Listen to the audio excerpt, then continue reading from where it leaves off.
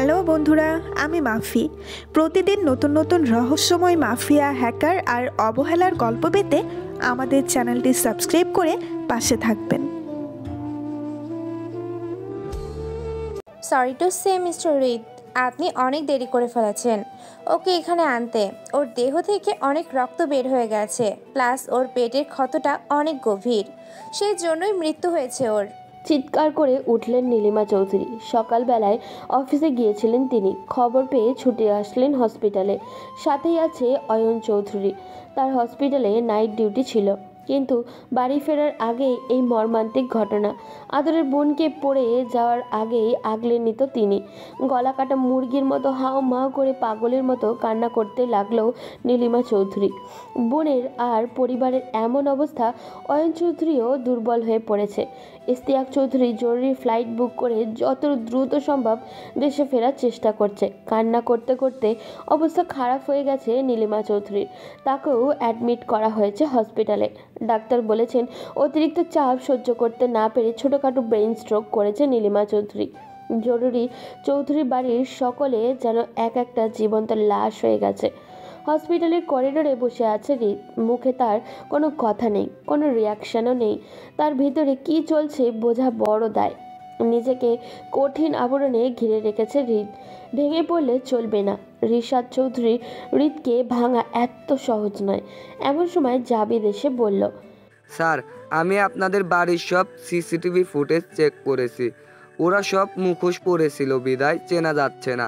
তবে আপনার সন্দেহই ঠিক, ওরা রিদির মাথায় আঘাত করে রিদিকে তুলে নিয়ে গেছে। করিডোরের চেয়ারে বসে মুখে হাত দিয়ে জাবিদের কথা শুনছিল রিদ। এমন সময় তার ফোনে মেসেজ টিউন বেজে উঠল। পকেট থেকে ফোন বের করে মেসেজ ওপেন করতেই রিদ দেখতে পেল, আমি এসে গেছি রিদ, তোর জীবন বিষিয়ে দিতে আমি এসে গেছি। তোর জীবন আমি নরক বানিয়ে দেব। শ্বাস নিতেও কষ্ট হবে তোর। প্রথম আঘাতটা কেমন লাগলো? কাউন্টডাউন কিন্তু শুরু হয়ে গেছে। সময় খুব কম। নেক্সট আঘাতটা আরও ভয়ানক হবে। পারলে রুখে দেখা। তৈরি হয়ে যা তুই নতুন কোনো আঘাতের জন্য। চোখ মুখ শক্ত করে বসে রইল রিদ। পাশেই জাবিদ দাঁড়িয়ে, বিধ্বস্ত অবস্থা তার। নিজের পরিবার না হলেও এতদিনের সম্পর্ক ছিল তাদের সাথে। সেই মানুষগুলোর এমন অবস্থা মেনে নিতে পারছেন না জাবিদ। একটু পরে কিছু ভেবে উঠে দাঁড়ালো রিদ। জাবিদ ব্যস্ত কণ্ঠে বলল, স্যার, স্যার আপনি কোথাও যাচ্ছেন? স্যার, আমিও যাচ্ছি। আপনি একা কেন? গম্ভীর ভঙ্গিতে দাঁড়িয়ে আছে রিদ। ভিতরে সে তার কি চলছে বোঝা বড় দায়। টি শার্টটা রক্তে ছয়লাভ, শরীরের ঘাম শুকিয়ে গেছে মাত্র। হাত পা মলিন বর্ণ ধারণ করেছে প্রায়। মুখের গভীরতা ভিতরের অবস্থা ছাপিয়ে যাচ্ছে।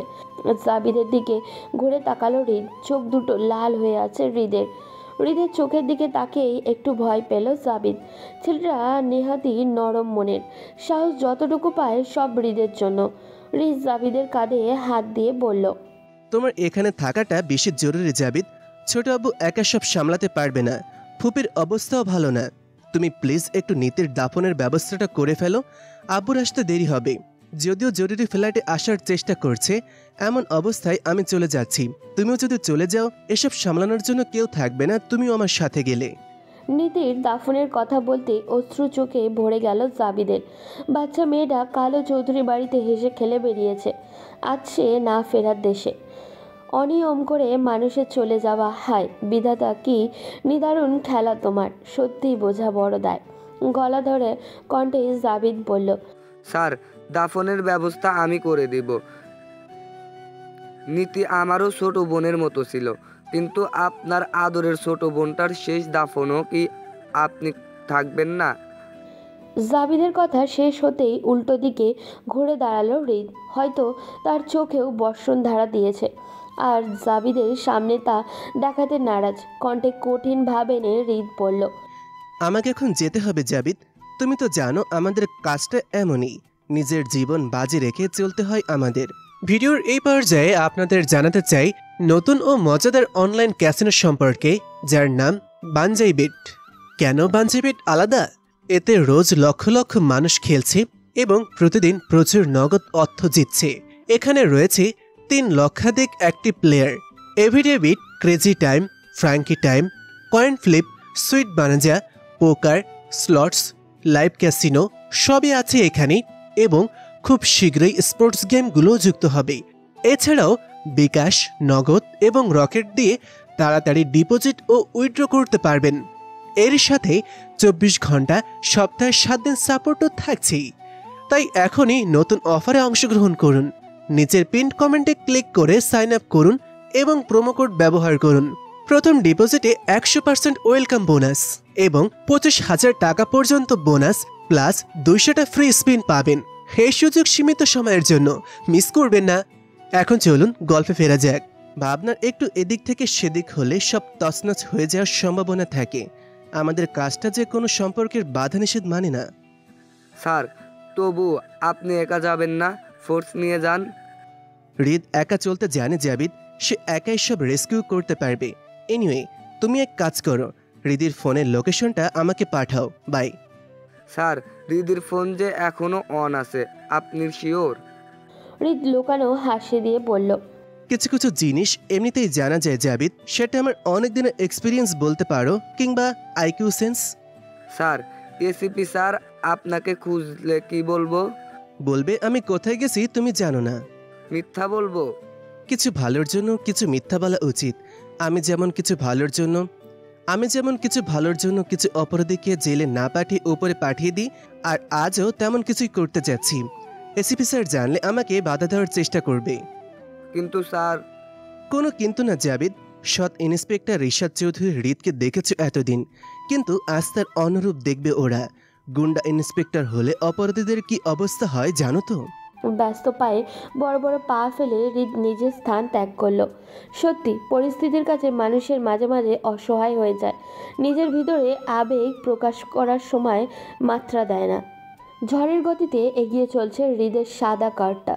ব্যস্ত রাস্তায় নিজের গাড়িটাকে নিমেষে মাত্র হাফ ছাড়তে দিচ্ছে না হৃদ। গায়ে ব্ল্যাক টি শার্ট, তার উপরে ব্ল্যাক জ্যাকেট, পায়ে ব্ল্যাক ফর্মাল শু, ব্ল্যাক প্যান্টের একপাশে রিভলভার গোজা। ফর্মাল গেট আপে আছে হৃদ। এ যেন অন্যরকম সাজ, ভয়ানক কোনো পরিস্থিতির পূর্ব প্রস্তুতি। কোথাও কোনো অস্ত্র লুকানো তা বোঝা বড় মুশকিল। ব্যস্ত হাতে গাড়ি চালাতে চালাতে একসময় কানের ব্লুটুথে হাত দিল হৃদ। সামনের দিকে দৃষ্টি রেখে হৃদ বলল, হ্যাঁ শিশির, লোকেশনটা আমাকে পাঠাও, আর টাইম টু টাইম আপডেট দিতে থাকবে। I am on the way. Sir, ওরা খুব ডেঞ্জারাস, আপনি একা যাচ্ছেন, যদি কিছু হয়ে যায়।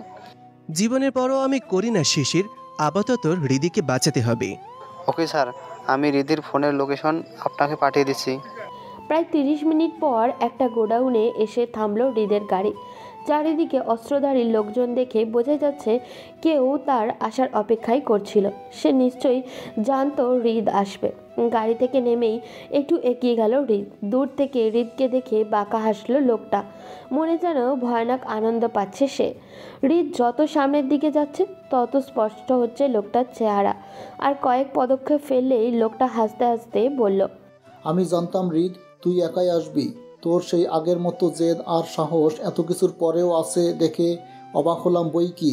যাই হোক, জানের পরোয়াটাও তুই এখন করিস না জানি, কিন্তু পরিবারের এমন অবস্থাও তুই এভাবে দাঁড়িয়ে দেখলি।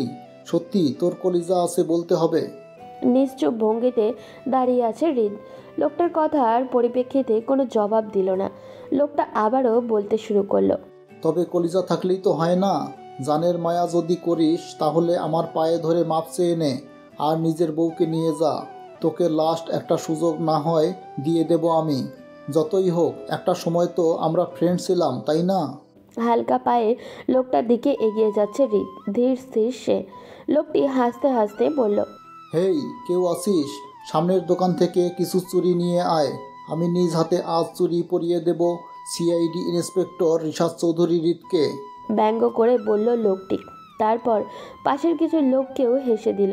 তাদের মাঝে একজন বলল, বস, আমি তো রিশাদ চৌধুরী হৃদকে গভীর জলের মাছ ভাবতাম। এত তো দেখছি নিতান্তই চুনোপুটি। এক ধাক্কায় মাফ চাইতে রাজি হয়ে গেল। চুড়িগুলো এর হাতে কিন্তু আমি পরাবো, এই ইচ্ছে আমার পূরণ করে দিবেন প্লিজ। লোকটা চোখ দিয়ে ইশারা করলো যার, অর্থাৎ চুড়িগুলো তাকে পরাতে দেবে। হৃদ একটু একটু করে এগিয়ে গেল লোকটার দিকে, বসে পড়ল মাটিতে। লোকটি ব্যঙ্গাত্মক হাসিতে মেতে উঠল। লোকটি যখন হাসিতে মেতে উঠেছে, হৃদ লোকটির পা ধরে টেনে ফেলে দিল। উঠে দাঁড়ালো হৃদ। পকেট থেকে শিকল জাতীয় কিছু একটা বের করে মারতে লাগলো আশেপাশের লোকগুলোকে। হিংস্র হয়ে আছে হৃদ। আঘাতে আঘাতে জর্জরিত করে দিল লোকগুলোকে। গর্জন ছেড়ে বলল, কি বলছিলি? তুই আমার জন্য চুরি কিনে আনবি, আমাকে চুরি পরাবি? লোকটি তার লিডারের দিকে তাকিয়ে বলল, আমি আগেই বলেছিলাম রিশাদ চৌধুরী হৃদ সহজভাবে নেবেন না এই কিছু, কিন্তু আপনি শোনেননি। হৃদ লোকটার হাতে মেরে বলল, হারামি, ওর হিসেব তো পরে নিচ্ছি। তো বল, চুরি কোথায়? চুরি বের কর বলছি, বের কর। লোকটা কাকুতি মিনতি করতে করতে বলল। হৃদ বাঁকা হেসে বলল, ভাই মাফ করে দেন, ভুলে বলে ফেলছি। আজ তো চুরির দোকান বন্ধ, আনতে পারিনি, মাফ করে দিন। আজকের দিনের জন্য মাপ তুলে নিয়েছি। আমার পরিবারের ওপর হাত তোলার আগে এসব ভাবা উচিত ছিল। এখন কাকতি মিনতি করেও লাভ হবে না। সরি টু সে, রিশাদ চৌধুরীকে রাগানোর ফল তো পেতেই হবে। কথাটা বলেই উপস্থিত লোকগুলোকে মেরে রক্তাক্ত করে ফেলল হৃদ। সকলেই বারবার ছেড়ে দিতে বলছে। সরে গেল হৃদ।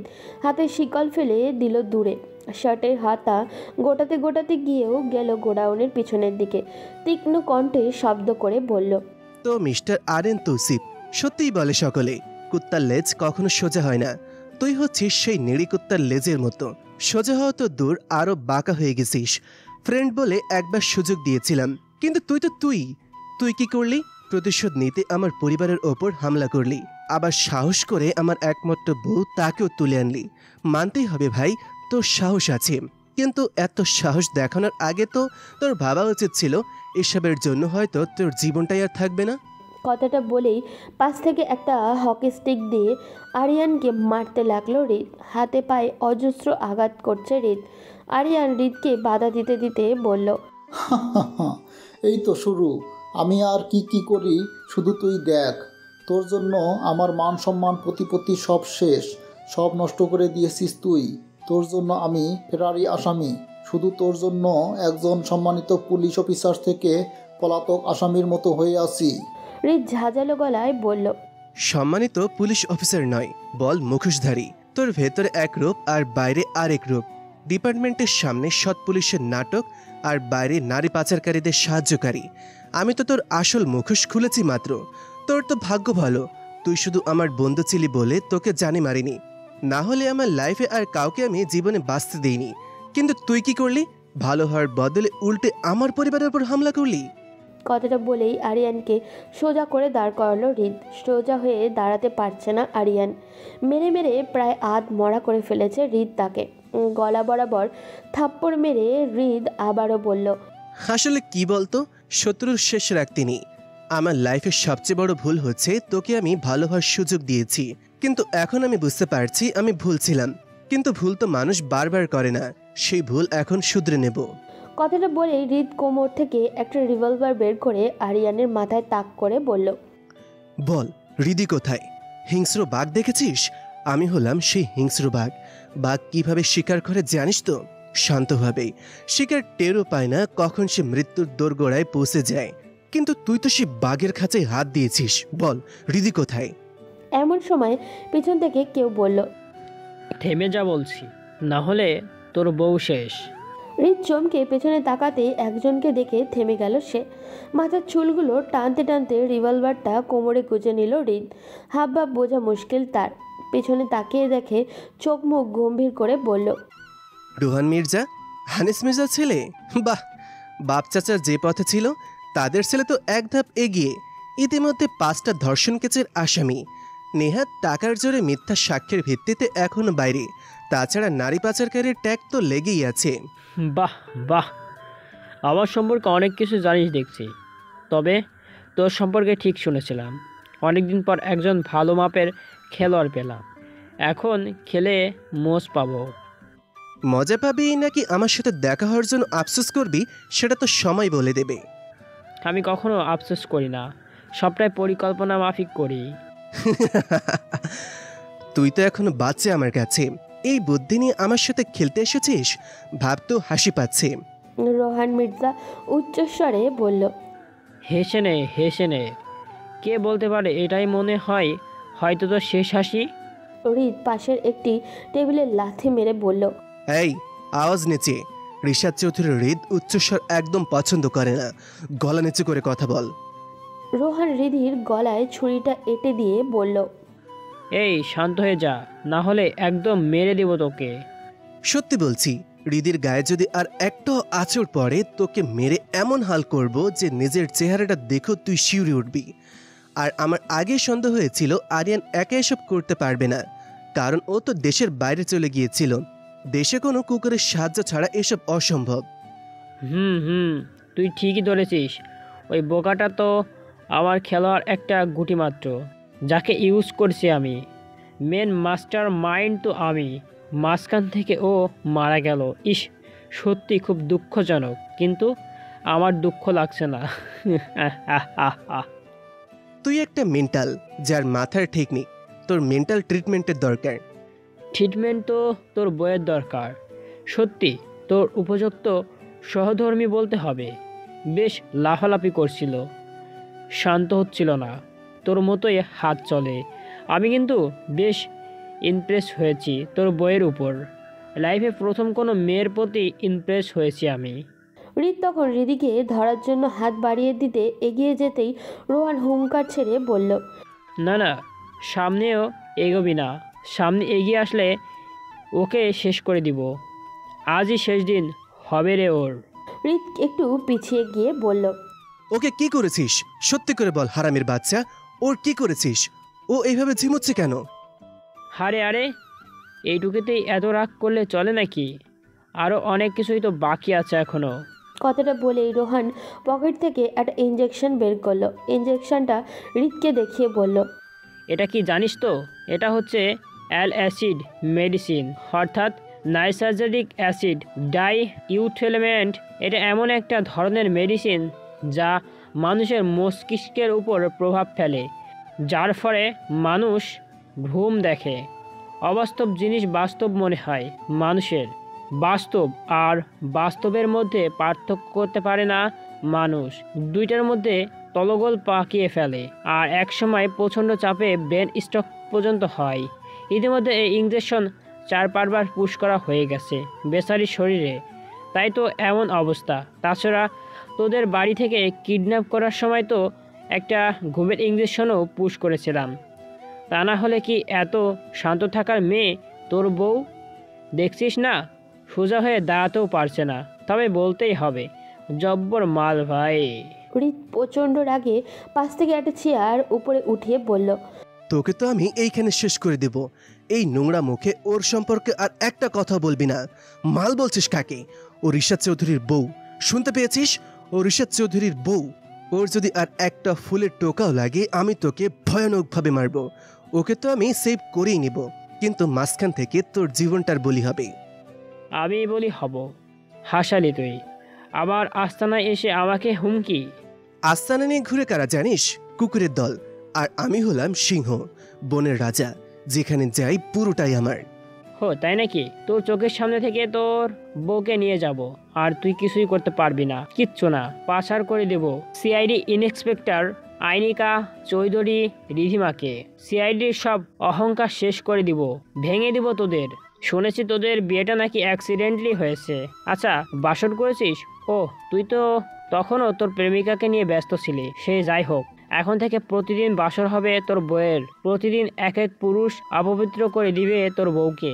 মৃত্যুর জন্য কান্না করবে তোর বউ, কিন্তু মৃত্যু মিলবে না। ঠিক তুই যেভাবে আমার বাবাকে মেরেছিস। আর আমি ড্যাম শিওর ওর শরীরে অন্য পুরুষের ছোঁয়া তোকে জ্বালিয়ে পড়ে শেষ করে দিবে।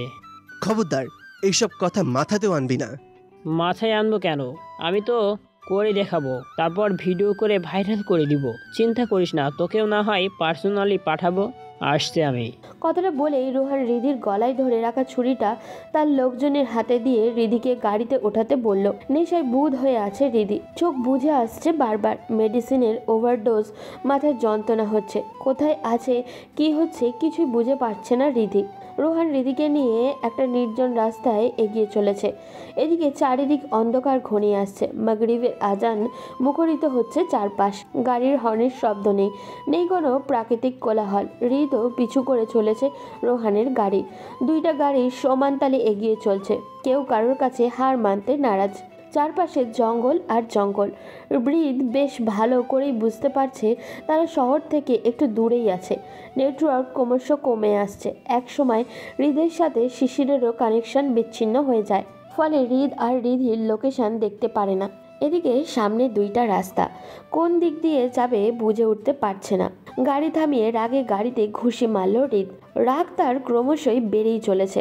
এদিকে রোহানের গাড়ি তো ধীরে ধীরে দূরে সরে যাচ্ছে। পাশের সিটে থাকা পানির বোতল থেকে পানি নিয়ে মাথা দিতে দিতে হৃদ নিজেকেই নিজে বলল, কন্ট্রোল ইউরসেলফ হৃদ, কন্ট্রোল ইউরসেলফ।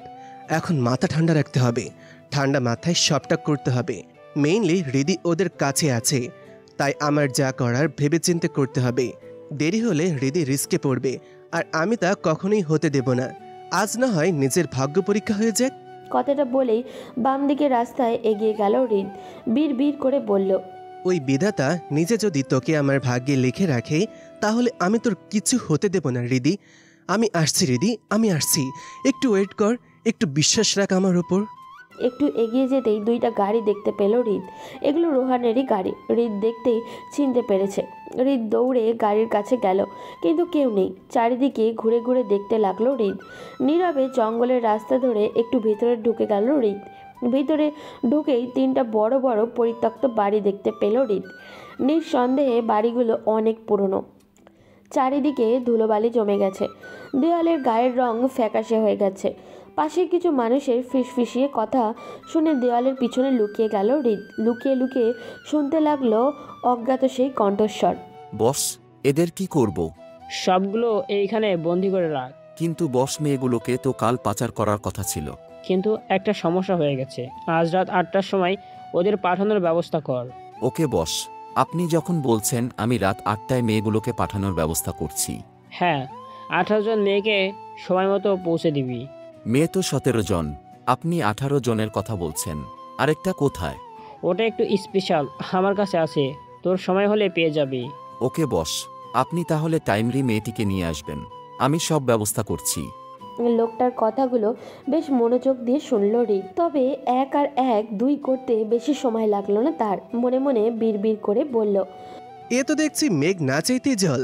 আমি তো ভেবেছিলাম ছেলেটা ধূর্ত, কিন্তু এ তো দেখছি চরম বোকা।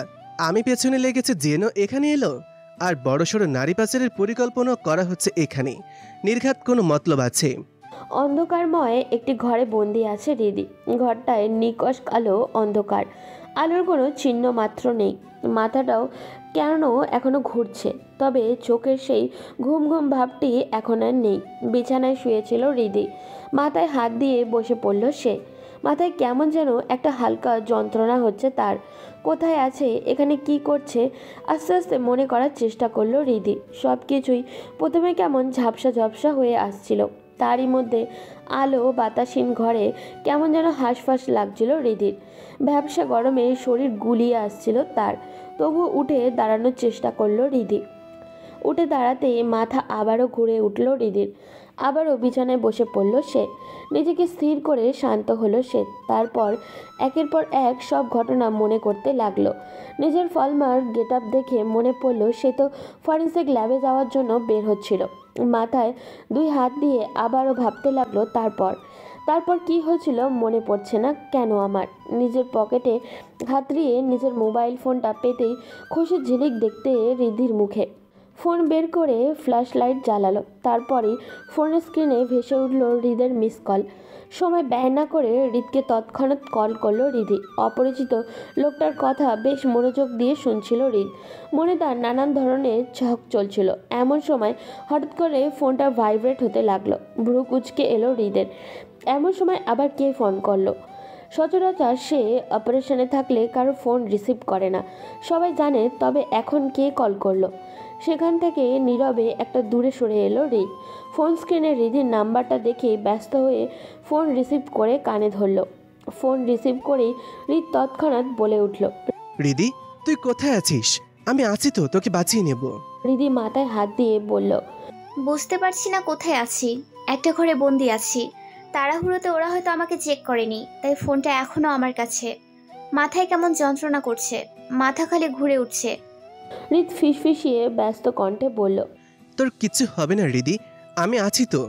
তুই শুধু দেখ তুই কেমন ঘরে আছিস। ঘরে কোনো জিনিস দিয়ে শব্দ করে আমাকে ইঙ্গিত দে, যাতে আমি বুঝতে পারি তুই ঘরের কোন দিকে আছিস। এখানে তো অনেকগুলো ঘর, গোলক ধাঁধার মতন। আমি কোন দিকে যাব? একটু ইশারা দেওয়ার চেষ্টা কর। বুঝতে পারছি না আমি কি করব। কিছু তো দেখতেও পারছি না। এ কেমন ঘর এটা? উফ, মাথাটায় যন্ত্রণা করছে খুব, শরীরটাও দুর্বল হয়ে আসছে। নিজেকে শান্ত রাখ হৃদি, ঠান্ডা মাথায় ভাব প্লিজ। এখানে অনেক বড় একটা ডিল সাপ্লাই হচ্ছে, মেয়েদের দেশের বাইরে পাচার করা হচ্ছে। তোকেও পাঠিয়ে দেওয়ার চেষ্টা করছে। কিছু একটা করে আমাকে ইঙ্গিত দে প্লিজ। তোর নিজের জন্য না হলেও আমার জন্য একটু কষ্ট করে উঠে দাঁড়া। দেখ ঘর থেকে বের হতে পারিস কিনা, কিংবা জানালা আছে কিনা ঘরের। জানালা খুলে অন্তত জানান দে তুই কোথায়। উঠে দাঁড়ালো রিদি। ঘরটা বেশ বড়, অন্ধকারের জন্য আরও তালগোল পাকিয়ে যাচ্ছে রিদির। বাম দিকে টেবিলের কাছে একটা বড় জানালা দেখতে পেল রিদি। এগিয়ে গেল সেই দিকে। 2 হাত দিয়ে জানলা খোলার চেষ্টা করছে রিদি, কিন্তু খুলছে না। বহুদিন লক ছিল বিদায় জ্যাম হয়ে গেছে। এদিকে রিদ ফোনে অনবরত এটা ওটা জিজ্ঞাসা করছে। রিদি, কিছু পেয়েছিস? ঘরের বাম দিকে একটা বড় জানালা আছে, কিন্তু খুলতে পারছি না, মনে হয় জ্যাম হয়ে গেছে। প্লিজ চেষ্টা কর রিদি, তোকে যে করি হোক জানালাটা খুলতেই হবে। বলে পুনরায় চেষ্টা শুরু করতে লাগলো রিদি। প্রায় অনেকক্ষণের প্রচেষ্টার পর জানলাটা খুলতে পারলো রিদি। এমন সময় হুট করে ঘরের দরজা খুলে গেল। একটা তীক্ষ্ণ আলোক উৎস চোখে এসে পড়ল রিদির। হাত দিয়ে চোখ ঢেকে ফেলল রিদি। লোকটি ধীরে ধীরে এগিয়ে আসতে রিদির দিকে তা রিদি বেশ ভালোই বুঝতে পারছে। কয়েক মিনিট পর আলোটা চোখে শুয়ে গেল রিদির। চোখ দুটো খুলে অপরিচিত এক চেহারা দেখতে পেল রিদি। একটু ভেবে চেনার চেষ্টা করতেই রিদি বুঝতে পারল এ তো সেই ছেলে যে তাকে তুলে নিয়ে এসেছিল তাদের বাড়ি থেকে। লোকটা ধীর পায়ে এগিয়ে আসছে রিদির দিকে। রিদিও সাবধানে পিছিয়ে যেতে যেতে বলল, কি আপনি এখানে কেন নিয়ে এসেছেন আমাকে? জবাব দিল না লোকটি। বিভৎস হাসিতে মেতে উঠল। লোকটাকে দেখতেই গা গুলিয়ে উঠল রিধি। চিৎকার করে আবারও বলল, বলুন কি আপনি? এসবের মানে কি? আমাকে কেন এখানে নিয়ে এসেছেন? কি উদ্দেশ্য আপনার? লোকটি রিধির দিকে আস্তে আস্তে বলল, চাই তো অনেক কিছুই, কিন্তু আপাতত তোমাকে চাই। মানে? মনে হচ্ছে তোমার সাথে বাসর করতে চাই। শুনেছি তোমার আর হৃদয়ে নাকি বাসর হয়নি। আজকে তোমাকে অপবিত্র করে দিব। আমি তোমার সাথে বাসর করব। নিজের মুখ আয়নায় দেখাতেও গা গুলিয়ে উঠবে তোমার সুন্দরী। প্রতিদিন মৃত্যুর যন্ত্রণা ভোগ করবে তুমি। রিধি কথাটা শুনে রাগে রোহানকে থাপ্পড় মারতে যায়। রোহান রিধির হাত ধরে বলল, না না, এ হাত তো মারার জন্য না সুন্দরী, এ হাত তো আদর করার জন্য। রিধি রোহানের হাত থেকে নিজের হাত ছাড়িয়ে নিতে নিতে বলল, তোর ওই নোংরা চোখে একদম আমার দিকে তাকাবি না বলে দিচ্ছি, না হলে আজই তোর শেষ দিন হবে। মাথাটা ঘুরে উঠল রিধি। ধপ করে মেঝেতে বসে পড়ল। চোখ দুটো ঝাপসা হয়ে যাচ্ছে তার। রোহান রিধিকে দেখে লালসার নজরে তাকিয়ে বলল, শুধু তাকাবো না, অনেক কিছুই করব। ঠিকমতো তো দাঁতে অবধি পারছিস না, অথচ কথার তেজ গেল না। এতই তেজ কই থাকে? আজ তোমার সব তেজ শেষ করে দিব। রোহানের কথাটা বলে রিধির দিকে হাত বাড়িয়ে দিতে গেল। কি করবে কিছু বুঝে উঠতে পারছে না রিধি।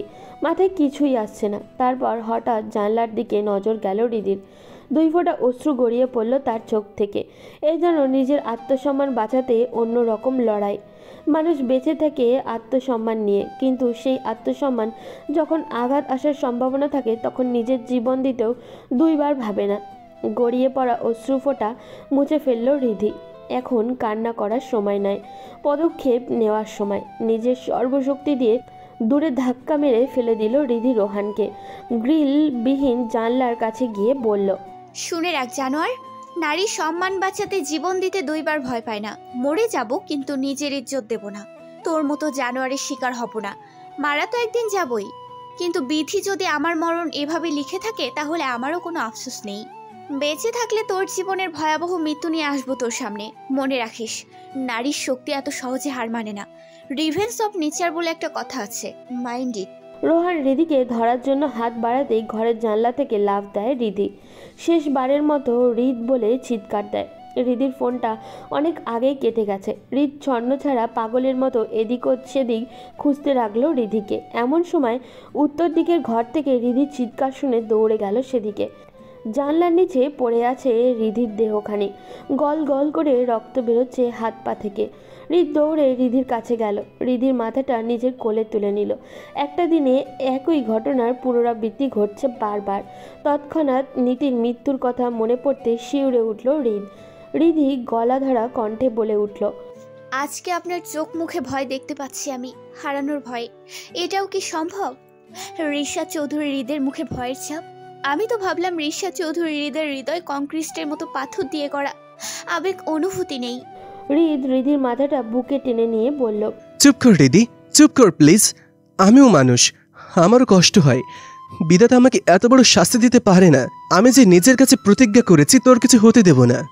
রক্ত জর্জরিত মলিন হাতে হৃদের গাল ছুঁয়ে বলল, ওরা আমাকে ছুতে চেয়েছিল, কিন্তু আমি তো আপনার বউ, তাই না? 3 কবুল পরে আমাদের বিয়ে হয়েছে। আপনি বিনা অন্য কেউ আমাকে ছুবে, তা কি করে হতে পারে? আমি কিভাবে তা মেনে নেব বলুন? তাই তো জানালা দিয়ে লাফ দিয়েছি। তবে এটাই আমার শান্তি, ভালোবেসে হোক কিংবা পরিস্থিতির শিকার হয়ে আমি আমার স্বামীর কোলে শেষ নিঃশ্বাস ত্যাগ করব, এটাই আমার প্রাপ্তি। এই রিদি, এসব কি বলছিস? এসব বলিস না প্লিজ। আমি থাকতে তোর কিছু হতে পারে না। তোর সাথে যে আমার নিঃশ্বাস জড়িয়ে গেছে, তোর কিছু হলে আমিও বাঁচব না। আর আমি যতক্ষণ নিঃশ্বাস নেব তোর কিছু হতে দেব না। তুই শুধু আমাকে একটু সময় দে প্লিজ, প্লিজ, হাল ছাড়িস না। উত্তর দিল না রিধি, চোখ বুজে ফেলল। সেই সাথে গড়িয়ে পড়ল অশ্রুকণা। হয়তো এ অন্যরকম প্রাপ্তি, যা পেতে হলে রিধি বারবার নিজের জীবন ঝুঁকিতে ফেলতে পারে। রিধিকে কোলে নিয়ে উঠে দাঁড়ালো হৃদ। পিছনে ঘুরতেই রোহান তার লোকজন নিয়ে হাজির। হাতের লাঠি দিয়ে হৃদের মাথায় আঘাত করলো রোহান। টান সামলাতে না পেরে একটু পিছিয়ে গেল হৃদ। মাথা থেকে গল গল করে রক্ত বের হতে লাগলো হৃদের, তবুও সেদিকে যেন তার খেয়াল নেই। ভয়ঙ্কর এক হাসিতে মেতে উঠল হৃদ। হৃদিকে শক্ত করে নিজের হাতে জড়িয়ে নিয়ে বলল, হিংস্র বিধ্বস্ত বাঘ দেখেছিস? মানুষ তখনই হিংস্র হয়ে যায় যখন তার প্রিয় মানুষটার ওপর আঘাত আসে। পাগল হয়ে যায় মানুষ। নিজের ওপর আঘাত আসলো মানুষ এতটা হিংস্র হয়ে যায় না যতটা তার প্রিয় মানুষের ওপর আঘাত আসলে হয়। আর এই মেয়েটা আমার শুধু প্রিয় মানুষ না, প্রাণভোমরা বলতে পারিস। আমার প্রতিটা নিঃশ্বাসে জুড়ে আছে ওর সাথে।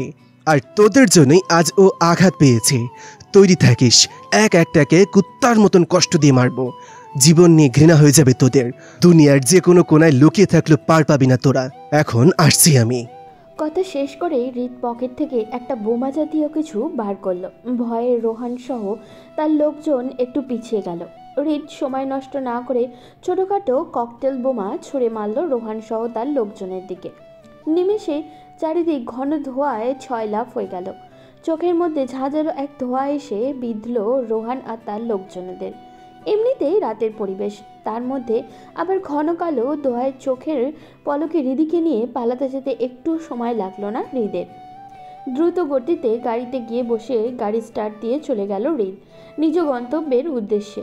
পরিস্থিতি যখন একটু স্বাভাবিক কী হয়েছে তা যখন রোহান আর তার লোকেরা বুঝতে পারলো, ততক্ষণে হৃদিকে নিয়ে চলে গেছে। স্যার, রিশাদ চৌধুরী পালিয়েছে, এখন কি করব? ইমিডিয়েটলি মেয়েগুলোকে দেশের বাইরে পাঠানোর ব্যবস্থা করো। আগে মেয়েগুলোকে দেশের বাইরে পাঠাতে হবে। অনেকগুলো টাকা দিল। মেয়েগুলোকে পাঠাতে না পারলে এমনিতেই আমাদের বাঁচতে দিবে না। কিন্তু স্যার, আমরা এখন না পালালে তো নিজেরাই ঝুঁকিতে পড়ব। রোহান ছেলেটির গলা চেপে ধরে চোখ রাঙিয়ে দিয়ে বলল, যা বলছি চুপচাপ তাই কর, তা না করলে আমি শেষ করে দিব তোদের। লোকটার সময় নষ্ট না করে চলে গেল রোহানের কথা মতো কাজ করতে। ওদিকে জঙ্গলের রাস্তা পেরিয়ে শহরের রাস্তায় প্রবেশ করেছে হৃদ। ক্ষিপ্ত গতিতে গাড়ি এগিয়ে যাচ্ছে শহরের পথে। এক হাতে হৃদিকে বুকের সাথে মিশিয়ে রেখেছে হৃদ, আরেক হাতে ড্রাইভ করছে। আর একটু পরপর হৃদির সাথে কথা বলছে। হৃদি নিজের দুর্বল শরীরটা কোনো রকমে এলিয়ে রেখেছে হৃদের বুকে। কানের ব্লুটুথে হালকা চাপ দিয়ে হৃদ ব্যস্ত স্বরে বলল, জাবিদ, ইমিডিয়েটলি একটা স্ট্রেচার রেডি করো আর ডাক্তারকে অপারেশনের জন্য তৈরি হতে বলো। আমার কথার জন্য কোনো নড়চড় না হয়। জাবিদ ব্যস্ত কণ্ঠে বলল, স্যার, আপনি ঠিক আছেন তো? কি হয়েছে আপনার? আমি আসবো? আমি ঠিক আছে জাবিদ, হৃদি ঠিক নেই। আমি 5 মিনিটের ভেতর হসপিটালে ঢুকছি। তুমি সময় নষ্ট না করে যা করতে বলেছি তাই করো। It's urgent. হৃদির অবস্থা খারাপ হয়ে যাচ্ছে। ওকে স্যার, আমি ব্যবস্থা করছি। 5 মিনিট পর হৃদিকে নিয়ে হসপিটালে ঢুকলো হৃদ। কালো শার্টটা রক্তে ভিজে চিপচিপে হয়ে গেছে। রিদিকে নিয়ে ঢুকতেই অয়ন চৌধুরী আর আবির হৃদের দিকে দৌড়ে আসলো। হৃদি হাত পা ছেড়ে দিয়েছে প্রায়। পরিবারের এমন অবস্থায় এখন আবার আদরের একমাত্র মেয়েটাও এমনভাবে দেখে পাগল প্রায় হয়ে গেলেন অয়ন চৌধুরী। একমাত্র মেয়ে তার, প্রথম কন্যা সন্তান। পারলে কলিজার মধ্যে ঢুকিয়ে রাখে অয়ন চৌধুরী তাকে। মারামারি খুন খারাপি একদমই পছন্দ করেন না অয়ন চৌধুরী। ছেলেটাকে ডাক্তারি পেশায় আনতে পারলেও মেয়েটা যখন সিআইডিতে যোগ দিতে চাইল, মেয়েটাকে এমন পেশায় না যেতে দিতে নানান তালবাহানা করেছিলেন অয়ন চৌধুরী। কিন্তু শেষে মেয়ের জেদের সাথে না পেরে হার মেনেছিলেন তিনি। আজকে মেয়ের এমন অবস্থা দেখে নিজেকে আর ঠিক রাখতে পারলেন না অয়ন চৌধুরী। চোখ দুটো ভরে আসলো। মেয়েকে নিজের থেকে দূরে যেতে দিতে নারাজ তিনি। মেয়ের রক্তে রঞ্জিত দেহখানি নিজের বুকের সাথে মিশিয়ে নিল অয়ন চৌধুরী। পাশ থেকে ডাক্তার তখন না পেরে ব্যস্ত কণ্ঠে বলল, প্লিজ ডক্টর অয়ন, আপনি সরে যান। এখনই অপারেশন না করতে পারলে যে কোনো সময় খারাপ কিছু হয়ে যেতে পারে। Please try to understand. Ayan Chowdhury কান্না জড়িত কণ্ঠে বললেন, না না, আমি আমার মেয়েকে কোথাও যেতে দেব না। আমার মেয়ে আমার কাছে থাকবে, আমার কাছে লুকিয়ে রাখবো ওকে। হৃদ তখন না পেরে অয়ন চৌধুরীকে জোর করে নিজের সাথে সরিয়ে আনেন। ডাক্তারকে বলেন যাতে ঘুমের ইঞ্জেকশন দিয়ে অয়ন চৌধুরীকে ঘুম পাড়িয়ে দেয়, না হলে তার অবস্থাও খারাপ হয়ে যাবে। এরই মধ্যে অন্য ডাক্তাররা হৃদিকে নিয়ে অপারেশন থিয়েটারে ঢুকে যায়। অয়ন চৌধুরীকে ঘুম পাড়িয়ে দিয়ে কেবিনের বাইরে আসতেই হৃদকে জড়িয়ে ধরে কেঁদে দিল আবির। বাচ্চাদের মতো নাক টানতে টানতে বলল, ভাই আপুর কিছু হবে না তো? আপু ঠিক হয়ে যাবে তো? হৃদ আবিরের মাথায় হাত বুলিয়ে দিতে দিতে বলল, এই পাগল, এভাবে কাঁদছিস কেন? কিছু হবে না হৃদির, আমি আছি তো, কিছু হবে না। মা আর ছোট মা কেমন আছে? আর ফুপির অবস্থা ঠিক তো? মা আর ছোট মা এখন ভালো আছে, আর ফুপিও এখন আগের থেকে একটু ভালো আছে। ডক্টর বলেছে অতিরিক্ত প্রেসারে ছোটোখাটো একটা স্ট্রোক হয়েছে ফুপির, কিন্তু ফুপিকে সবসময় চিন্তামুক্ত রাখতে হবে। কোনো কিছু নিয়ে প্রেসার ক্রিয়েট করা যাবে না। আর রকি কোথায়? রকি অনেক কান্না করছিল নীতির জন্য, তাই বড় আব্বু ওকে বাড়িতে নিয়ে গেছে। বড় আব্বু আসার পরেই নীতির দাফন করা হয়েছে। তারপর আমি আর আব্বু হাসপাতালে চলে এসেছি। আচ্ছা ঠিক আছে, এখন তো আমি আছি এখানে, তুই বাড়িতে চলে যা, রেস্ট নে। না ভাই, আমি বাড়িতে যাব না। আপুর এমন অবস্থা, এখন বাড়িতে গেলে আমার শুধু কান্না পায়।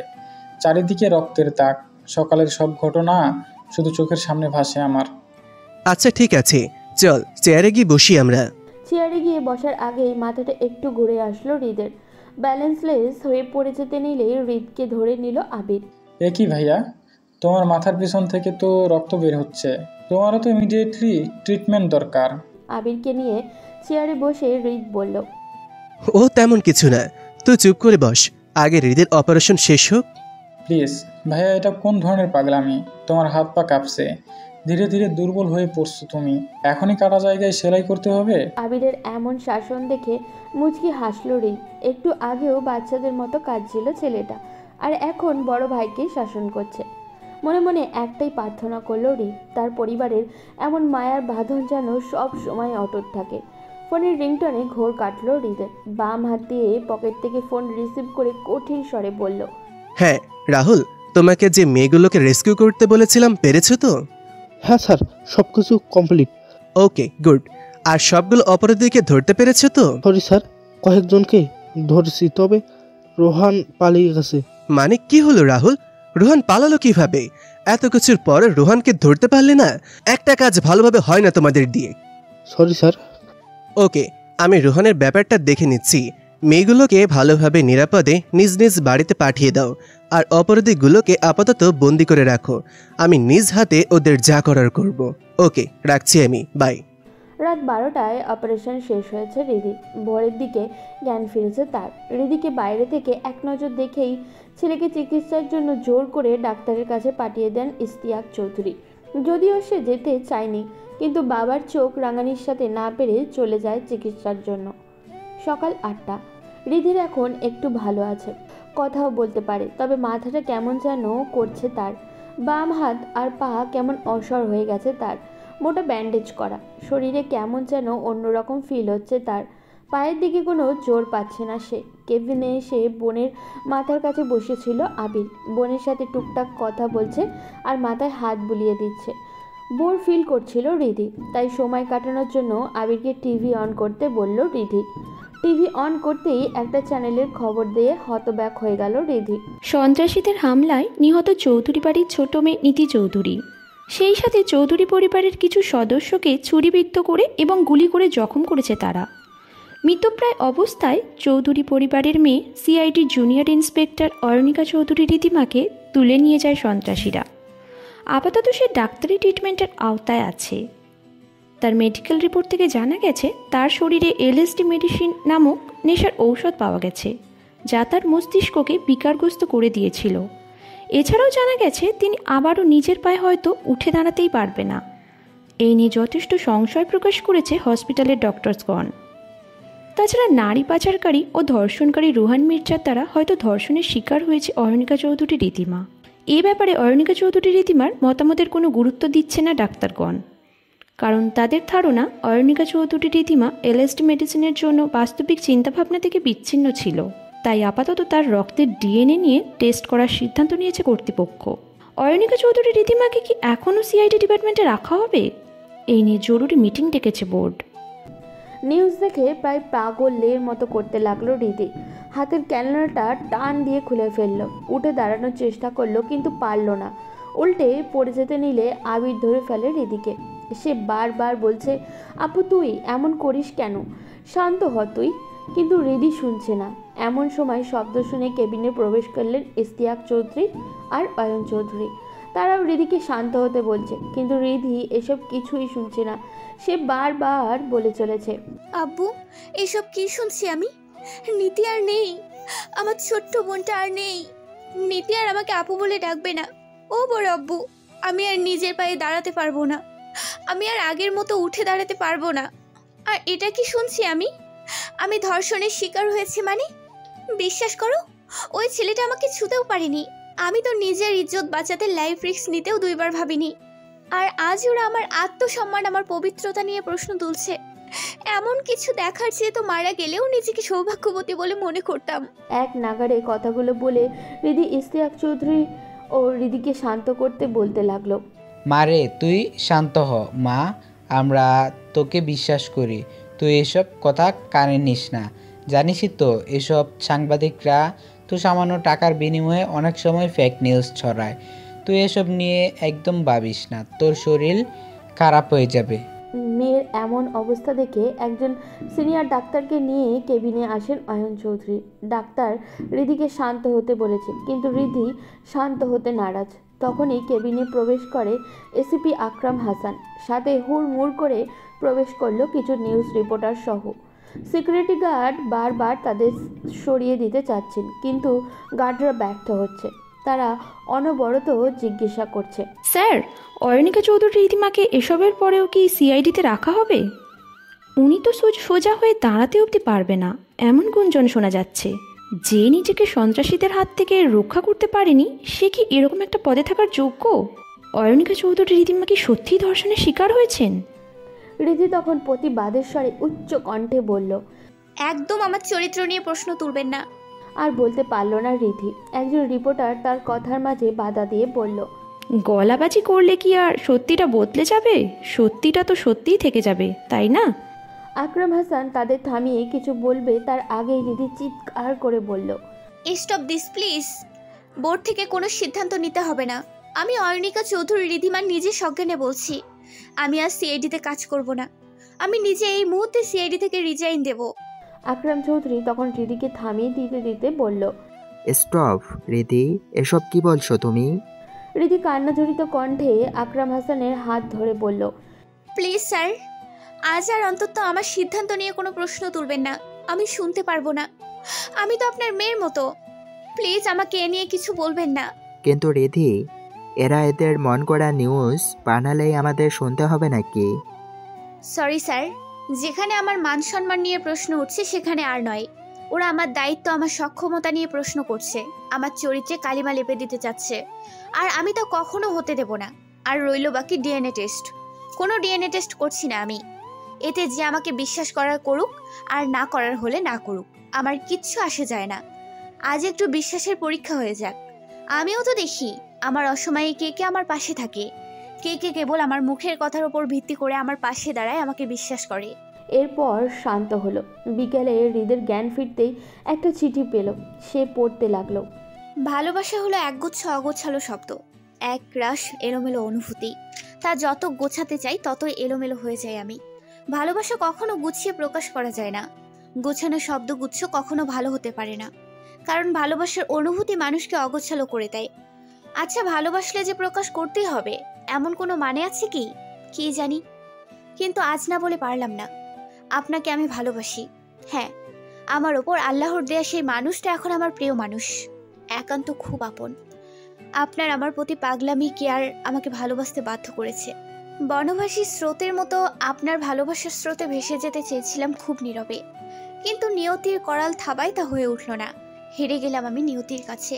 আজ আমি রুদ্ধ পরাজিত এক মানবী, আর পরাজিতদের কেউ গ্রহণ করে না। তাই তো নিজের জীবন বাজি রেখে যে পেশাকে আপন করে নিয়েছিলাম, সেই পেশায় আজ আমাকে হেয় প্রতিপন্ন করলো। একটা মেয়ের সবচেয়ে মূল্যবান সম্পদ কি জানেন? তার চরিত্র, তার ইজ্জত, তার আত্মসম্মান। নিজের ইজ্জত বাঁচাতে জীবন বাজি ধরতেও পিছু পা হলাম না, কিন্তু পরিণয়ে এই নিষ্ঠুর সমাজ আমাকে কলঙ্কিত উপাধি দিল। রইল না আমার ইজ্জত। ওই নরপশুদের হাত থেকে হয়তো বেঁচে গেছি, কিন্তু সমাজের কাছে হয়ে গেলাম চরিত্রহীনা, যা আঘাত হানলো আমার আত্মসম্মানে। জীবনে এমন কোনো পরিস্থিতিতে পড়বো তা কখনো দুঃস্বপ্নেও ভাবিনি আমি। আজকে নিজেকে কেমন নিঃস্ব নিঃস্ব লাগছে। তাই তো নিজের ভালোবাসা আর সামনে থেকে প্রকাশ করলাম না, কারণ সমাজের চোখে আমি এখন কলঙ্কিত। আপনিও হয়তো আমাকে কলঙ্কের লালিমায় লেপে দিয়েছেন, তাই আর এই জীবনের সাথে আপনাকে জড়াবো না। ভালো থাকুন আপনি আকাশ নীল। আমি না হয় শরৎকালের সাদা মেঘ হয়ে কিংবা কাশফুলের মাঝে থেকে আপনাকে দেখে যাব, কখনো বৃষ্টির ফোঁটা হয়ে ছুঁয়ে দেব আপনাকে। আমার ঠিকানা হারিয়ে আজ না হয় উড়াল দিয়ে অচেনা শহরে অনেক দূরে। ভালো থাকবেন, আর বদমেজাজি স্বভাবটা একটু কমাবেন। সবাই তো আর রিধি না যে আপনার বদমেজাজ সহ্য করবে। নিজের শরীরের যত্ন নেবেন, এটি আপনার মহারানী রিধি। রিধির লেখা চিঠিটা পড়ে বাকরুদ্ধ হয়ে দাঁড়িয়ে রইল রিধ। হাত পা কেঁপে কেঁপে উঠছে তার মনে শুধু একটাই কথা বাজছে, রিধি চলে গেল। রিধি তার থেকে দূরে চলে গেল। বিধ্বস্ত দেহ নিয়ে হসপিটালে কেবিনের মেঝেতে বসে পড়ল রিধ। চোখ দিয়ে টুপ টুপ করে গরম ফোঁটা পড়ছে। প্রচণ্ড রাগে কেবিনের সব কিছু ফেলে লণ্ডভণ্ড করে দিল। কেবিনে আর কোনো কিছু ঠিকভাবে নেই। শব্দ শুনে কেবিনে প্রবেশ করলো আবির। সে রিধকে থামানোর চেষ্টা করে বলল, ভাইয়া এসব কি করছো? তুমি শান্ত হও, ব্যথা পাবে, রাখো এসব। রিধ কোনো রকমে থেমে বাচ্চাদের মতো ইনোসেন্ট ফেস করে কেঁদে দিল। ক্লান্ত হয়ে পড়েছে সে, শরীরে বিন্দুমাত্র শক্তি নেই অবশিষ্ট। রিধুর চলে যাওয়ার খবর পেয়ে ভেঙে পড়েছে রিধ। নিজেকে শান্ত করে মেঝের দিকে দৃষ্টি রেখে রিধ তীক্ষ্ণ গলায় বলল, এখানে কি হয়েছিল সকালে? আবির আমতা আমতা করে বলল, মানে ভাইয়া আসলে। রিধের চোখ দুটো লাল হয়ে গেছে। রিধের চোখের দিকে তাকিয়েই ভয়ে ঢোক গিলল আবির। রিধ রাগান্বিত স্বরে বলল, কি তখন থেকে ইয়ে মানে করছিস? কি হয়েছিল ক্লিয়ারলি বল। ভাইয়া সকালে হসপিটালে অনেক নিউজ রিপোর্টার এসেছিল। ওনারা আপুকে নানাভাবে অপমানজনক কথা বলছিল। বারবার বলছিল আপু ধর্ষিত হয়েছিল, আপুর যোগ্যতা নেই সিআইডিতে থাকার। পরে আপুই বলে সে সিআইডি থেকে রিজাইন দিয়ে দেবে। আপুর জেদের সাথে না পেরে এসএফিসের আধা ঘন্টার মধ্যে রিজাইন লেটার তৈরি করে, আর আপুও সাইন করে দেয়। তারপর সবাইকে কেবিন থেকে বের হতে বলে। তার একটু পর একজন নার্স দিয়ে আব্বুকে কেবিনের ভেতরে নিয়ে যায় আপু। তারপর আব্বুর সাথে আব্বুর কী কথা হয়েছে জানি না। একটু পর আব্বু এসে বলল আপুকে জরুরি চিকিৎসার জন্য বিদেশে পাঠানো হবে। আব্বুও নাকি সাথে যাবে। বড় আব্বুর কাছ থেকে অনুমতি নিয়ে 3টার ফ্লাইটে ঢাকা ছেড়েছে আপুরা। তো এত সব কিছু হয়ে গেল, আমাকে কেউ জানানোর প্রয়োজন বোধ করলো না? জানোই তো আপুর কেমন জেদ, কিছুটা তোমার মতোই। আমাকে ডাকলি না কেন? তোমাকে তো মাত্রই মাথায় সেলাই করে ঘুমের ওষুধ দেওয়া হয়েছিল, তাই আর কি। আপু তোমাকে ডাকতে না করেছিল। আব্বু বারবার বলছিল তোমার সাথে দেখা করে যেতে, কিন্তু আপু শোনেনি। রিধ মনে মনে বিড়বিড় করে বলল, তার মানে পাগলিটা আমাকে ফেস করতে চায়নি। সে ভেবেছে আমিও ওই ফালতু রিপোর্টের মতন ওর চরিত্র নিয়ে কথা বলবো। ওকে, গেছে ভালো কথা। তবে কিছুদিন নিজের মতন ওড়াউড়ি করুক। সুস্থ হলে আমার কাছেই ফিরতে হবে, হোক তা আপোষে কিংবা জোর করে বুদ্ধি খাটিয়ে। বন্ধ ঘরের মাঝেই শোনা যাচ্ছে শুধু কিছু মানুষের আর্তনাদ, কিছু মানুষের চিৎকার করে কান্নার করা কণ্ঠস্বর। পাখালির দেখা মাত্র নেই আশেপাশে। চিৎকারের স্বর এত তীক্ষ্ণ যে আশেপাশে কোনো গাছপালায় কোনো জীবজন্তুর দেখা নেই। চারিদিকে ভয় ভয় পরিবেশ, দম বন্ধকর অবস্থা। এ যেন এক মৃত্যুপুরী, যে মৃত্যুপুরীর রাজকুমার নিজের নৃশংসতার পরিচয় দিচ্ছে ক্ষণে ক্ষণে। লোকগুলো বারংবার তার পায়ে ধরে মাছ চাচ্ছে, জীবন ভিক্ষা চাচ্ছে, কিন্তু নিষ্ঠুর রাজকুমার সেদিকে খেয়াল নেই। সে নিজের শরীরের ঝাল মেটাতে ব্যস্ত। দূর থেকে লোকগুলোর এমন অবস্থা দেখে হাত দিয়ে চোখ মুখ ঢেকে ফেলল জাবিদ। না, সে আর দেখতে পারবে না। বের হয়ে গেল সে ঘর থেকে। দীর্ঘ 1 ঘন্টা নিজের মন মতো মেরে লোকগুলোকে জীবন্ত লাশ বানিয়ে ফেলল হৃদ। শরীরে যখন আর শক্তি পেল না, লাঠি ফেলে দিয়েই পাশের চেয়ারে বসলো হৃদ। চিৎকার করে জাবিদকে ডাকলো। হুড়মুড় করে ঘরে ঢুকলো জাবিদ। এতই দ্রুত ঢুকেছে যে আসার সময় দরজায় লেগে পায়ে ব্যথাও পেল সে, কিন্তু আপাতত সেদিকে নজর দিল না জাবিদ। কোনো রকমই সোজা হয়ে দাঁড়িয়ে স্বাভাবিক স্বরে বলল, জি স্যার, বলুন। হৃদ মাথাটা নিচের দিকে দিয়ে 2 হাত দিয়ে মুখ চাপিয়ে ধরে বলল, পানি খাও। জাবিদ পাশের টেবিল থেকে একটা বোতল এনে হৃদের হাতে দিল। হৃদ বোতলের ছিপি খোলা মাথায় পানি ঢেলে দিল। তারপর চোখে মুখে পানি ছিটিয়ে ঢক ঢক করে পানি খেয়ে নিল। জাবিদের দিকে তাকিয়ে বলল, ডাক্তার ডেকে নিয়ে আসো, আর এখনই ওদের চিকিৎসার ব্যবস্থা করো। একটাও যেন না মরে। যে করে হোক সবগুলোকে বাঁচাতে হবে, না হলে তোমার হাল আমি খারাপ করে দেব। এখনো ওদের প্রাপ্য শাস্তি এরা পায়নি। রিশাদ চৌধুরীর পেছনে লেগেছে যেহেতু, এত সহজে তো ছাড় দেওয়া হবে না। ভয়ানক মরণ হবে এক একটার। জাবিদের চোখে মুখে ভয়ের ছাপ। ঢোক গিলে কাঁপা কাঁপা স্বরে বলল, ওকে স্যার, আমি দেখছি। আর শোনো, রোহানের জন্য স্পেশাল ট্রিটমেন্টের ব্যবস্থা করা শুরু হয়েছে তো? জি স্যার, রোহানকে 3 দিন ধরে একটু একটু করে ইনজেকশন শক দেওয়া হয়েছে। ওকে গুড, এভাবেই করতে থাকো। ধীরে ধীরে শাস্তির মাত্রা বাড়ানো হবে। স্যার, আসল অপরাধীকে তো আপনি ধরেই মেরে ফেললেন, তাহলে ওকে আবার বাঁচিয়ে রেখেছেন কেন? হৃদ চেয়ার থেকে উঠে দাঁড়ালো। পকেটে হাত গুজে একটু একটু করে জাবিদের দিকে এগিয়ে গেল। ভয়ে জাবিদের শরীর থেকে ঘাম বের হচ্ছে। আজকাল হৃদকে দেখে একটু বেশি ভয় করে তার। হৃদে যাওয়ার পর থেকে হৃদ একটু বেশি গম্ভীর হয়ে গেছে। মেজাজটাও যেন সপ্তম আকাশে উঠে থাকে সবসময়, আর এখানে এলে তো কথাই নেই। হৃদ নিজের বাম হাত তুলে জাবিদের কাঁধে রেখে বাঁকা হেসে বলল, জাবিদ, তুমি এতদিন ধরে আমার সাথে থেকেও শুধরালে না। পুরুষ মানুষ তো এত ভয় পেলে চলে নাকি? আর তাছাড়া তুমি আমার পার্সোনাল অ্যাসিস্ট্যান্ট, তোমার এত ভয় পেলে চলে নাকি? মানে স্যার, ওই এমনি একটু আর কি। জাবিদ, ভালোভাবে কথা বলো। স্যার, রোহানকে বাঁচিয়ে রাখলেন কেন? কি জানি, হয়তো ওর মরণ আমার হাতে লেখা নেই। বলা তো যায় না কার মরণ কোথায়। আর তাছাড়া ওর প্রয়োজন এখনো শেষ হয়নি। আর কিছু বলল না হৃদ। ব্যস্ত পায়ে ঘর থেকে বের হয়ে নিজের গন্তব্যের উদ্দেশ্যে চলে গেল। আজ প্রায় 20 দিন হলো হৃদি চলে গেছে। অনিমা চৌধুরী, নীলিমা চৌধুরী এখন সম্পূর্ণ সুস্থ, তবে বাড়িতে এখন আর আগের মতো হাসি আনন্দ নেই। যে যার নিজের প্রয়োজন মতো যতটুকু কথা বলে আর কি। বাড়ির এক মেয়ে অসময়ে মৃত্যু, আর এক মেয়ের কানাডায় চলে যাওয়ার বেশ কষ্টে আছেন চৌধুরী পরিবারের লোকজন। এই 20 দিনে হৃদি কারোর সাথে যোগাযোগ করা তো দূর, কারোর সাথে ফোন করে কথা অবধি বলেনি। এই নিয়ে চৌধুরী পরিবারের সকলে হৃদির প্রতি অভিমান পুষে রেখেছে। তবে হৃদির মনের অবস্থা ভালো নেই ভেবে মনকে সান্ত্বনা দেয় তারা। শত অভিমান ভুলে হৃদির নাম্বারে কল করলেও বরাবরের মতোই তার নাম্বার বন্ধ পাওয়া যায়। যদিও অয়ন চৌধুরীর কাছ থেকে মেয়ের খোঁজ খবর নেয় অনিমা চৌধুরী, তবে হৃদির সাথে কথা বলতে চাইলে নানান তালবাহানা দেখায় অয়ন চৌধুরী। যদিও সেসব তালবাহানা যে মেয়ে শিখিয়ে দেওয়া তা বেশ ধরতে পারেন অনিমা চৌধুরী। শেষে একদিন মেয়ের দুঃখে না পেরে অয়ন চৌধুরীর সাথে কথা বলতে গিয়ে তো কেঁদেই দিয়েছিলেন অনিমা চৌধুরী। তবুও মেয়ের মন গলাতে পারেননি তিনি। কথা বলা তো দূর, কতদিন মেয়ের স্বর শোনেনি অনিমা চৌধুরী। মেয়ের সাথে কথা বলার জন্য মায়ের মন আনচান করতে থাকে, কখনো তো মুখ লুকিয়ে কাঁদে। একদিন অনিমা চৌধুরীকে এভাবে কাঁদতে দেখে হৃদ অনিমা চৌধুরীর কাছে গিয়ে বলে সে যে করেই হোক হৃদিকে দেশে ফিরিয়ে আনবে, শুধু হৃদি সুস্থ হয়ে নেই। তারপর থেকে নিজের মনকে সান্ত্বনা দিয়ে রেখেছে অনিমা চৌধুরী। সে জানে হৃদ যখন বলেছে তখন হৃদ নিশ্চয়ই তার কথা রাখবে। ক্লান্ত শরীরটা নিয়ে মাত্রই ছাদে এসে দাঁড়িয়েছে হৃদ।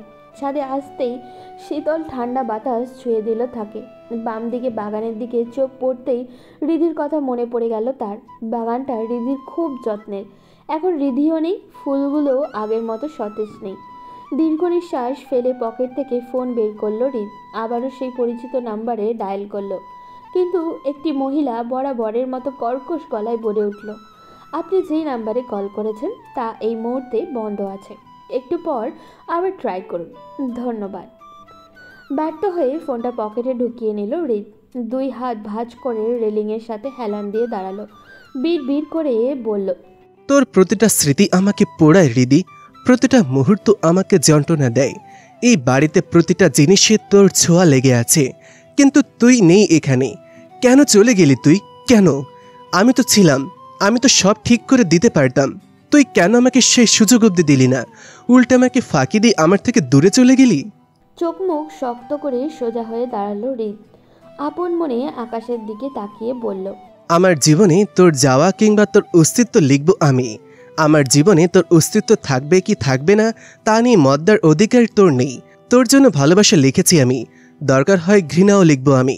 কিছু হয়তো ভুল লিখব, কিছু হয়তো ঠিক লিখব, কিছু হয়তো হুঁশ থেকে লিখব, কিছু বেহুশ হয়ে লিখব, কিন্তু অবশেষে যেই বিধাতা তোর নাম আমার মনে লিখে দিয়েছে সে ছাড়া আর কেউ তোকে আমার থেকে দূরে করতে পারবে না।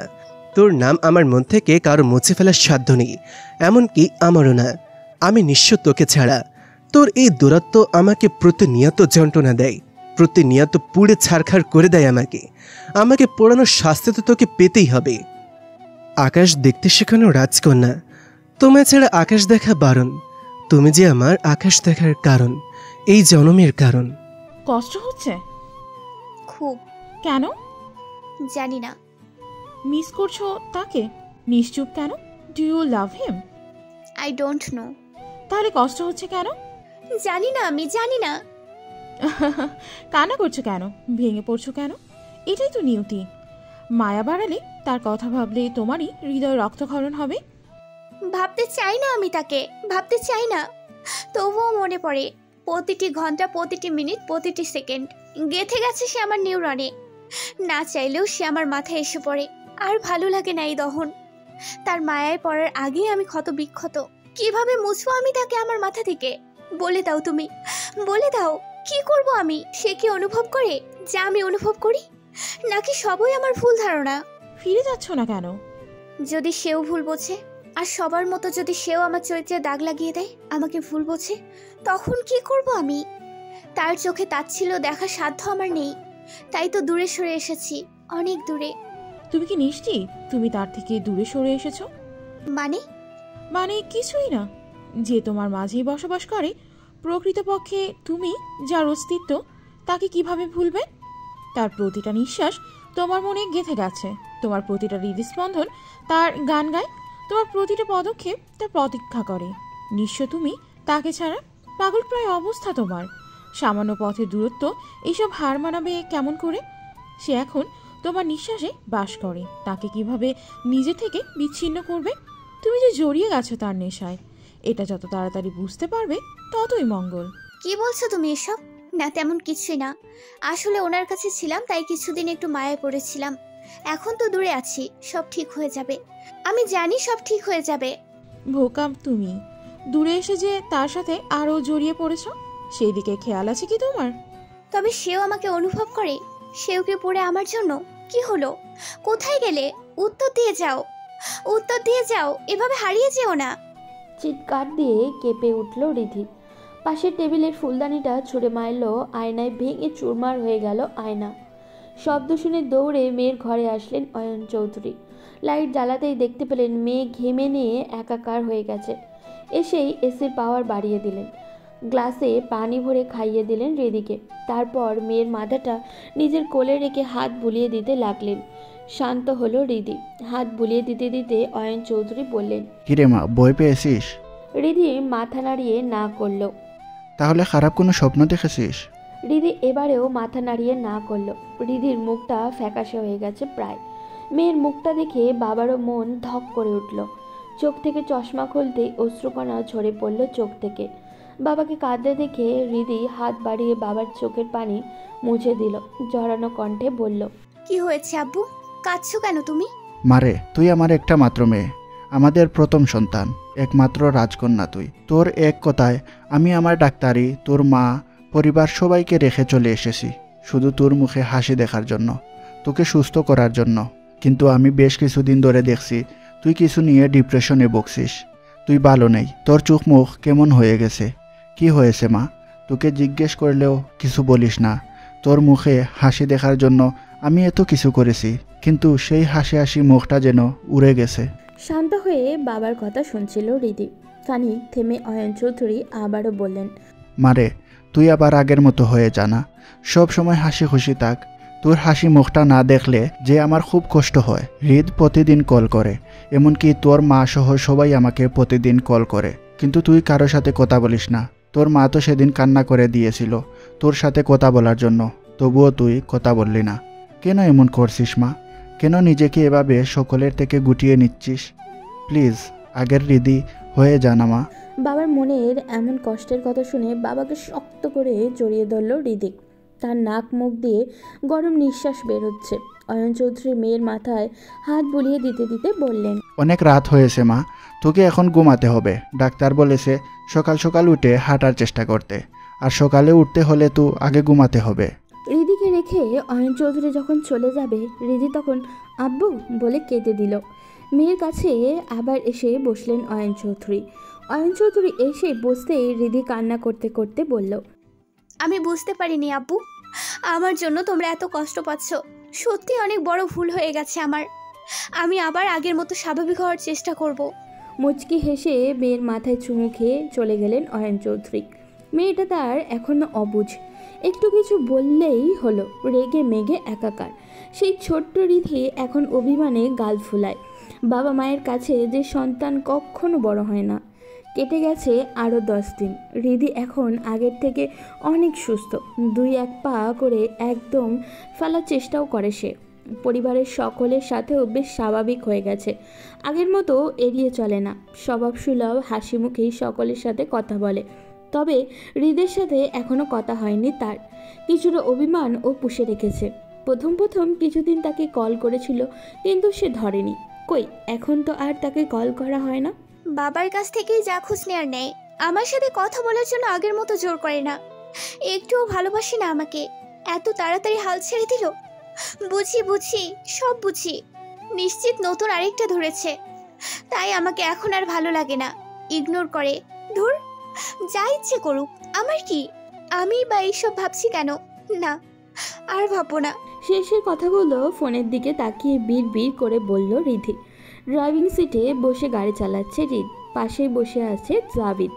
একটু পর মুচকি হাসছে রিদ। হৃদের মন বুঝতে পারে না জাবিদ এই ভালো তো এই খারাপ। তবে হৃদের মনের মধ্যে যে এখন শয়তানি কোনো বুদ্ধি কাজ করছে তা বেশ ভালোই বুঝতে পারছে জাবিদ। জাবিদকে এক ধ্যানে নিজের দিকে তাকিয়ে থাকতে দেখে হৃদ প্রশ্ন করল, কি হয়েছে জাবিদ? জাবিদ ধরার পরে ভেবাচাকা খেয়ে বলল, ওই না মানে স্যার এমনি। তাহলে এভাবে আমার মুখের দিকে তাকিয়েছিলে কেন? আসলে স্যার, সত্যি কথা বলতে কি, আপনার মনের মধ্যে কি চলছে তা ধরার চেষ্টা করছিলাম।